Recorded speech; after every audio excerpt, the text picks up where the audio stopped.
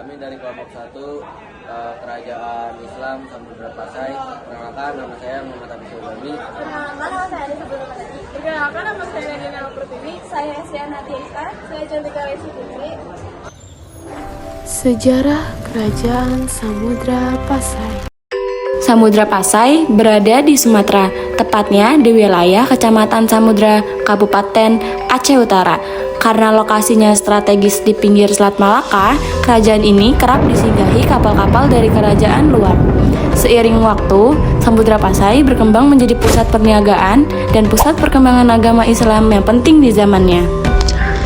Kerajaan Samudra Pasai di Aceh didirikan pada tahun 1267 Masehi oleh Meorasilu yang kemudian masuk Islam dan berganti nama menjadi Sultan Malik As-Saleh. Ia menjadi sultan pertama dan memerintahi sekitar tahun 1267 sampai dengan 1297 Masehi. Kerajaan ini merupakan gabungan dari Kerajaan Pasai dan Piorlak. Pada tahun 1282 Masehi, Samudra Pasai sudah menjalin hubungan luar negeri dengan mengirim utusan ke India. Selanjutnya, pada tahun 1346 Masehi, kerajaan ini dikunjungi oleh Ibnu Battuta yang mencatat bahwa Pasai memiliki hubungan dagang luas hingga ke Cina. Pada masa kejayaannya, Samudra Pasai berkembang menjadi pusat perdagangan penting yang dikunjungi pedagang dari berbagai negara, serta menjadi pusat penyebaran agama Islam. Kerajaan ini juga menggunakan mata uang emas atau dirham sebagai alat transaksi resmi. Raja-raja Kerajaan Samudra Pasai. Raja pertama adalah Sultan Malik Al-Saleh yang memerintah sekitar tahun 1267 hingga 1297. Beliau merupakan pendiri Kerajaan Samudra Pasai dan sebelumnya bernama Marah Silu. Ia menjadi tokoh penting dalam penyebaran agama Islam serta meletakkan dasar pemerintahan kerajaan. Selanjutnya, tahta dilanjutkan oleh putranya yaitu Sultan Muhammad Malik Az-Zahir yang memerintah sekitar tahun 1297 sampai 1326. Pada masa pemerintahannya, Samudra Pasai berkembang pesat sebagai pusat perdagangan internasional dan menjalin hubungan dengan pedagang dari Arab, India, dan Tiongkok. Kemudian kerajaan dipimpin oleh Sultan Mahmud Malik Az-Zahir yang memerintah sekitar tahun 1326 hingga 1345.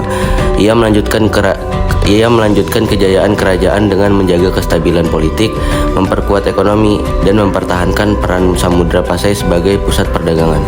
Setelah itu, kekuasaan dilanjutkan oleh Sultan Zainal Abidin Malik Az-Zahir yang memerintah pada pertengahan abad ke-14.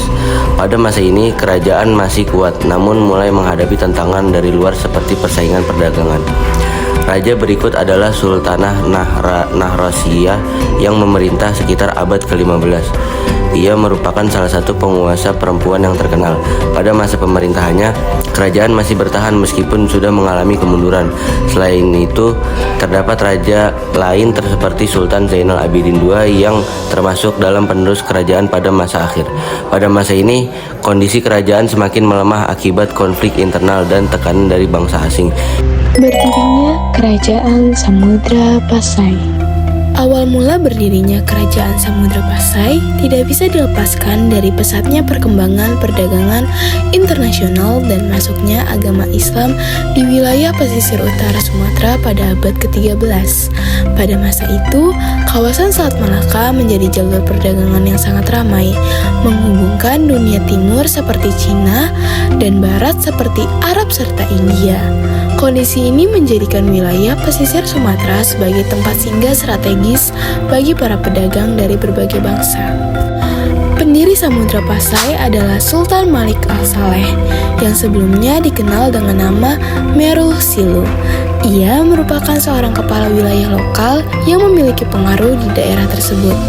Menurut beberapa sumber sejarah, Merasilu memeluk agama Islam setelah berinteraksi dengan para pedagang Muslim dan ulama dari Arab serta India.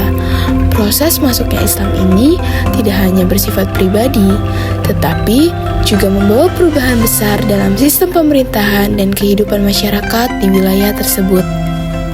Setelah memeluk Islam, Merusilu mengganti namanya menjadi Sultan Malik Al-Saleh dan mendirikan kerajaan Islam sekitar tahun 1267 Masehi.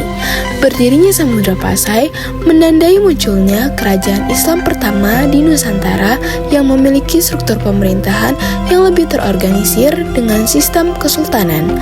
Dalam pemerintahannya, Islam dijadikan sebagai dasar kehidupan sosial, budaya, dan politik. Selain itu, peran ulama sangat penting dalam perkembangan kerajaan ini. Mereka tidak hanya mengajarkan agama, tetapi juga membantu dalam administrasi pemerintahan dan pendidikan masyarakat. Hal ini membuat Islam berkembang pesat dan mengakar kuat di wilayah tersebut, lalu menyebar ke daerah lain di Nusantara seperti Jawa, Malaka, dan Kalimantan. Masa kejayaan Samudra Pasai. Masa kejayaan Samudra Pasai terjadi pada abad ke-14, terutama di bawah pemerintahan Sultan Mahmud Malik Az-Zahir atau Sultan Al-Malik Zahir II. Kerajaan Islam pertama di Indonesia ini mencapai puncak keemasan sebagai pusat perdagangan internasional lada dan pusat penyebaran agama Islam yang strategis di Selat Malaka, serta menerbitkan mata uang emas yang disebut dirham. Masa keruntuhan Kerajaan Samudra Pasai. Tidak selamanya kerajaan mengalami kejayaan. Pasti ada masanya ia akan runtuh. Sama halnya seperti Kerajaan Samudra Pasai. Pada tahun 1521, di bawah pimpinan Sultan Zain Al-Abidin atau Sultan Zainal Abidin II, Portugis menyerang kerajaan ini karena iri dengan kemajuan dagang mereka yang begitu pesat. Angkatan perang Portugis yang lebih kuat, akhirnya mereka berhasil menaklukkan Kerajaan Samudra Pasai. Keadaan kerajaan yang melemah ini kemudian dimanfaatkan oleh Sultan Ali Muhayyad Shah, Raja Kerajaan Aceh Darussalam, untuk mengambil alih Kerajaan Samudra Pasai. Pada tahun 1524, akhirnya Kerajaan Samudra Pasai dimasukkan ke dalam wilayah Kerajaan Aceh Darussalam. Hal tersebut dibuktikan dengan dipindahkannya lonceng Cakradaonya milik Kerajaan Samudra Pasai ke Kerajaan Aceh Darussalam. Nah, lonceng Cakradonya ini juga merupakan peninggalan dari Kesultanan Samudra Pasai. Kehidupan masyarakat Samudra Pasai. Politik Kerajaan Samudra Pasai berbentuk monarki Islam dengan sultan sebagai pemegang kekuasaan tertinggi yang mengatur pemerintahan, hukum, dan agama berdasarkan syariat, dibantu oleh menteri, ulama, dan panglima. Dalam hubungan luar negeri, Pasai menjalin kerjasama dengan Delhi, Tiongkok, dan Timur Tengah untuk memperkuat kekuasaan dan perdagangan. Kehidupan ekonomi masyarakat terdiri dari dua kegiatan utama, yaitu pertanian dan perdagangan. Pertanian memanfaatkan sumber daya alam untuk menghasilkan bahan makanan dan kehidupan sehari-hari, baik untuk konsumsi sendiri maupun dijual. Sedangkan perdagangan adalah kegiatan jual beli barang dengan tujuan memperoleh keuntungan. Secara sosial, masyarakat terdiri dari sultan, ulama, pedagang, dan rakyat. Hubungan sosial diatur oleh nilai Islam seperti tolong-menolong dan keadilan, serta bersifat terbuka karena banyak berinteraksi dengan pedagang asing. Secara budaya, terjadi perpaduan budaya lokal dan Islam, terlihat dari penggunaan bahasa Melayu bercampur istilah Arab, tulisan Jawi, serta berkembangnya pendidikan agama di masjid. Peninggalan dari Kerajaan Samudra Pasai. Pertama, makam Sultan Malik Al-Saleh. Makam Raja pertama Samudra Pasai ini menjadi bukti awal masuknya Islam di Indonesia.